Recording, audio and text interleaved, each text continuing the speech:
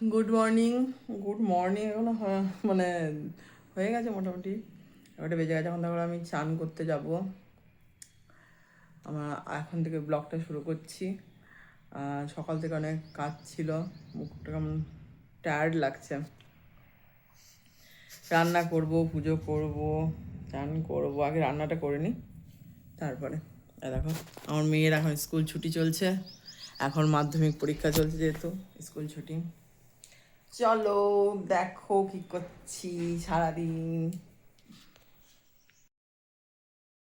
দেখো রান্না করা শুরু করেছি। এটা দেখো তো, এটা হচ্ছে সেই সজনে ফুল আর ওল পাতা, ওলকপিটা আজকে ইয়ে করছি, রান্না তরকারি।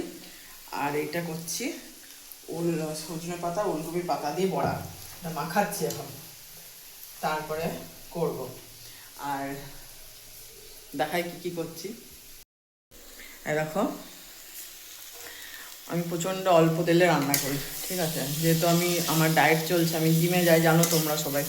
হ্যাঁ, তাই দেখো আমি রান্না করছি এখন ওলকপি, ঠিক আছে, ওলকপি রান্না করছি, মানে 1 চামচা তেল আর মশলা দিয়ে আস্তে আস্তে কষাচ্ছি যাতে মশলার গন্ধটা না থাকে।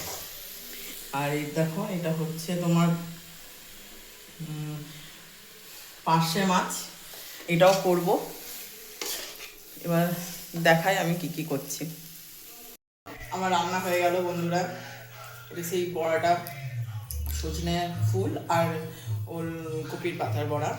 আর এখানে ওলকপি আলু দিয়ে একদমই তেল কম দিয়ে রান্না করি আমি, ঠিক আছে।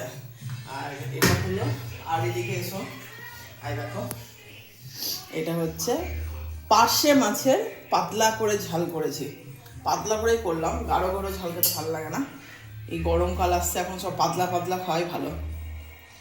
বেশ, আজকের মতো এইখানেই থাকলো, এটা আমার সারাদিনের।